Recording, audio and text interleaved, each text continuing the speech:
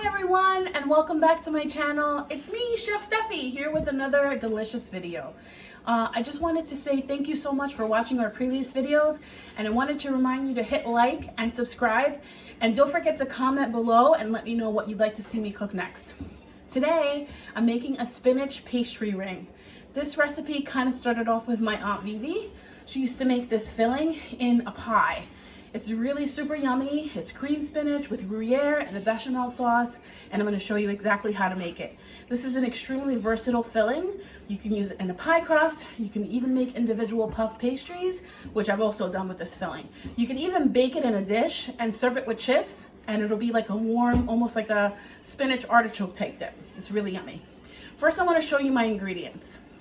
I have some shredded Gruyere cheese, some flour, onions, some garlic that I'm going to crush for you in a minute, some whole milk, some Pillsbury crescent rolls, and some cream spinach.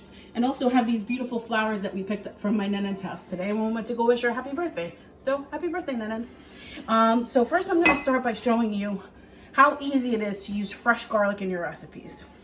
So we're going to take this bowl here, and I'm going to take my garlic press, which if you don't have one of these guys, definitely get one. So easy. You actually don't even need to peel the garlic. You take it here and you put it in this little well. You can even put a couple pieces at a time. And then you take it and push the hammer down right into your bowl. You could even do it directly into your pan. I just like to do everything and prepare it first. That's called a mise en place, fancy French term for getting everything set up beforehand. So you see, you don't even have to take the skin off. It would actually push the garlic right through and leave the skins in there for you to take it out. So I'm gonna saute my spinach with some fresh garlic that we just pressed. And I also have a medium onion here, sliced thin. I kind of like it when it looks like this, but you could slice it to however you prefer. You could even chop it if you'd like. I'm gonna put the heat on a medium high. Okay, I'm gonna put a little oil in the pan, and we're gonna let that heat up. So now that my saucepan is starting to heat up, I'm gonna add my onions first. We don't wanna add the garlic straight away because there's nothing worse than the taste of burned garlic in your food, and it cooks really quick. So we're gonna start with these onions, add a little bit of more oil here.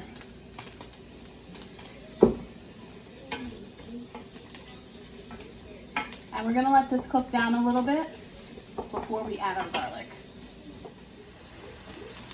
So now that my onions are starting to cook down, you can tell because they're starting to get a little translucent, and you can actually smell the aroma. It smells so good. So now we're gonna add our crushed garlic, and pretty much the minute you start to smell the garlic cooking, you wanna add your other ingredients because we don't want our garlic to burn.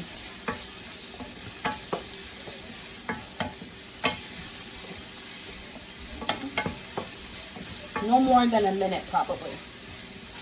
Put the garlic in the pan here. Trusty wooden spoon.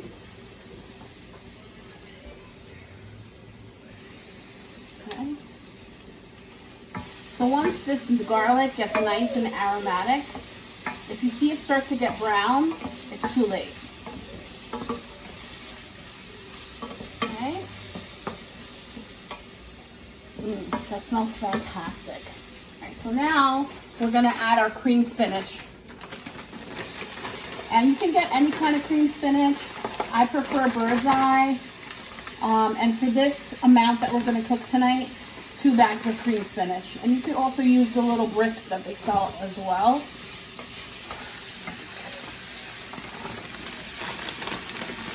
And what we're gonna do is, when this is all cooked, we're gonna mix this with our bechamel sauce and our Gruyere cheese, and it's gonna be so yummy. So as it's starting to cook down and everything's starting to melt and be incorporated, I wanna make sure that I hit it with some black pepper. You could also do fresh ground black pepper or even white pepper. They all taste delicious. So once you get it to about here, And you want to make sure all these little white pieces are melted, which is the cream. We're going to move on and start making our bechamel sauce.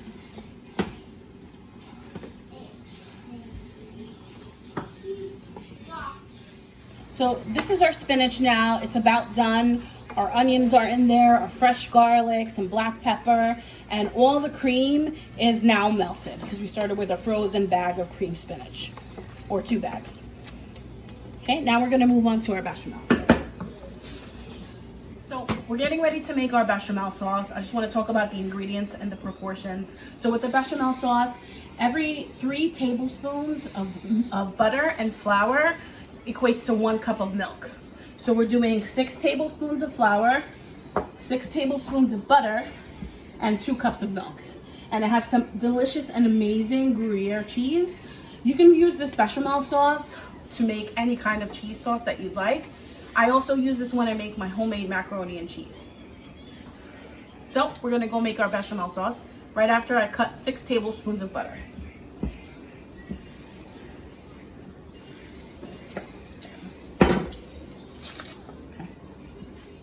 So before we start with the bechamel sauce, we want to make sure that our pan is nice and hot. Right now it's on a high heat. I'm also going to preheat my oven because after we do this and we mix everything together, we want our oven to be nice and hot so we can pop our pastry ring in there. So I'm going to set my oven to 375. Okay, my pot is hot. First thing you're going to do is take your 6 tablespoons of butter and you're going to melt it. Now you don't want your pan to be too hot. See how my butter is getting brown? So we're gonna lower this heat.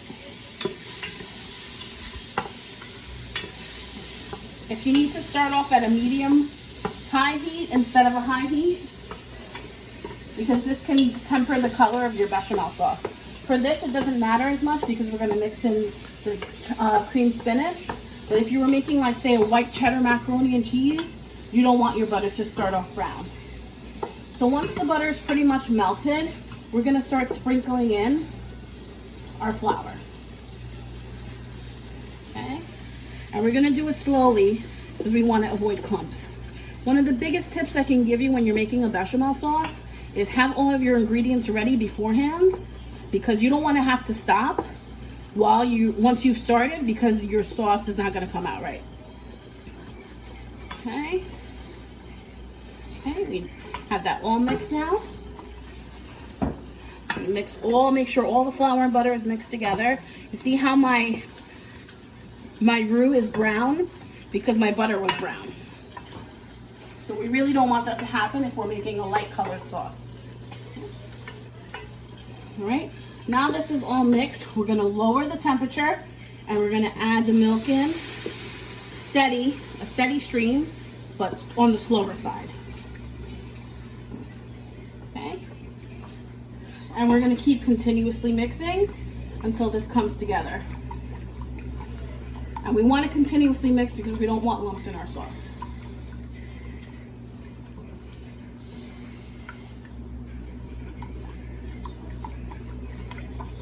Keep continuously mixing, and as you can see, it starts to thicken pretty rapidly. Okay.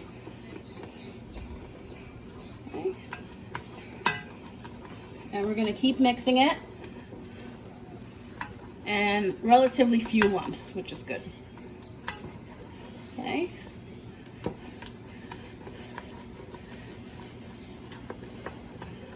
Okay, there we go. That's the stuff.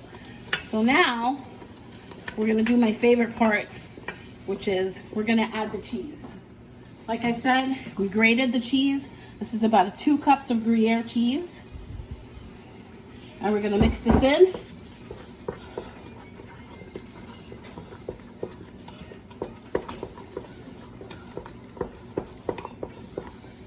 Look at that. Look how gorgeous that is. Okay, we're going to add some black pepper. Okay. And now we're going to take our spinach mixture that we had taken off the burner, and we're going to mix it all together.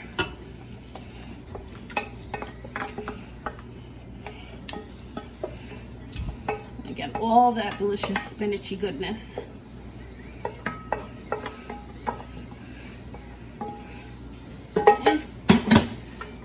And we're gonna mix that together.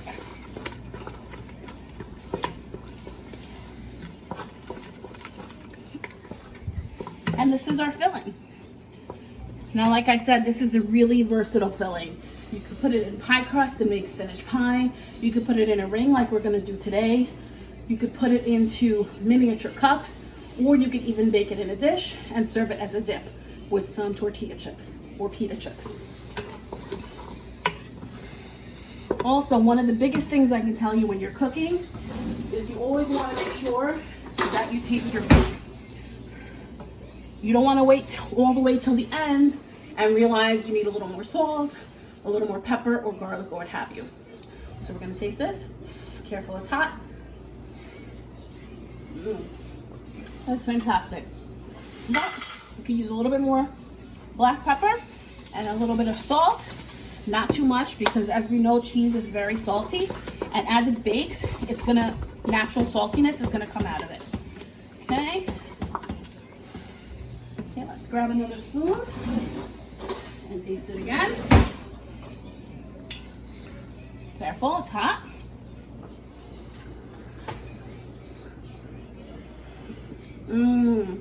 That is perfect. Now, I'm gonna show you how to make the ring. So now we're gonna make the ring. We're gonna use these Pillsbury crescent rolls. You can use original, you can use butter, whatever you happen to find or have on hand. So we're gonna open these. My oven's ready. Okay. What the heck? There we go. I thought I wasn't strong enough to open it for a second. I'm hungry, that's why. So we're gonna open this up and we're gonna get the sections out. And I'm gonna show you how to arrange it. I'm using one of my Pampered Chef bowls. This is one of my favorites because you can go right from the oven to the table with it. So we're gonna break them apart first.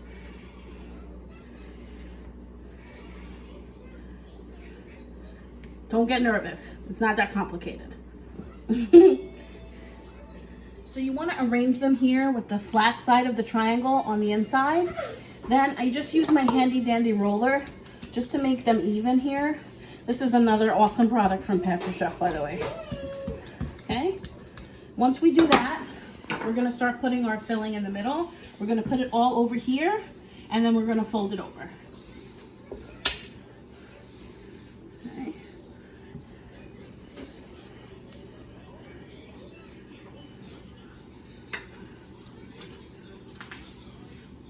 Like so. Oh, look at that gooey cheese. That looks so good. Look at that.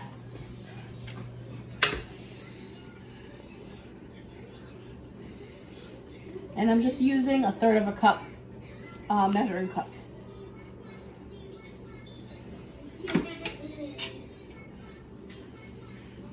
Okay. Okay. There we go. And we're gonna take these pieces here, and we're gonna fold them over towards the middle, like this. So it's not gonna be completely covered. You're gonna see pieces of the filling poking through, which is gonna look really nice.